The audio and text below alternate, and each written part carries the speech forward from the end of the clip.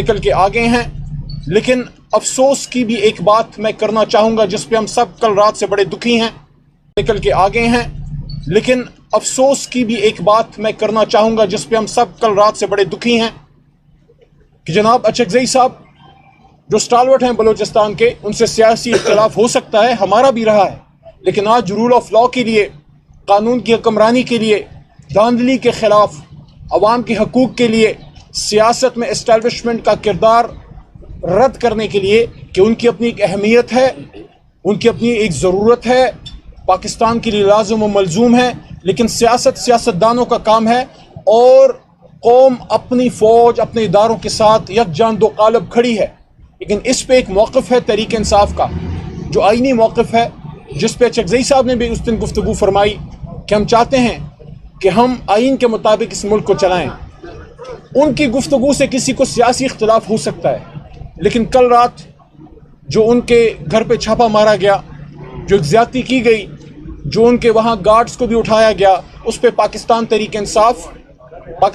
انصاف کی parliamentary party جو اس وقت سنی اتحاد کونسل کے نام سے عارضی طور پہ پارلیمان میں ہے، ساتھ میں ہمارے چیف عامر ڈوگر صاحب، جنرل سیکرٹری جناب عمر ایوب خان صاحب، فاؤنڈنگ چیئرمین عمران خان صاحب کی جانب سے سٹنگ چیئرمین جناب بیرسٹر گور صاحب، اور ہماری تمام پاکستان تحریک انصاف اس کی پرزور مذمت کرتی ہے، اور ہم یہ سمجھتے ہیں کہ اس طرح کے معاملات سے ایشوز حل نہیں ہوں گے۔ جذبات میں آئے بغیر ٹھنڈے دماغ سے بیٹھ کے ہم پاکستان کے مسائل کا حل اس پارلیمان میں حل کر سکتے ہیں، جو ہمیشہ اچکزئی صاحب بھی یہ بات کرتے تھے، عمران خان صاحب بھی یہ بات کرتے ہیں، اور شومئی قسمت میاں نواز شریف صاحب اور زرداری صاحب یہ بات کرتے تھے، لیکن اس پہ عمل کرنا ان کا ندارت۔ بہرحال انشاءاللہ ہم پر امید ہیں، آخری بات، کہ یہ فیصلہ عمران خان صاحب کا پاکستان کے لیے ایک بہت دیر پا بہت بہتر ہوگا، جمہوریت کی بقا اور استحکام کے لیے، اور انشاءاللہ ہم پر امید ہیں کہ ہم اصلی ووٹ فارم 45 والے ووٹ سے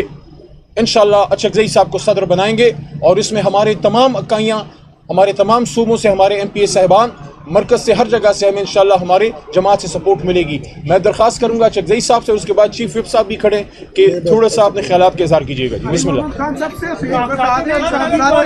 اچکزئی صاحب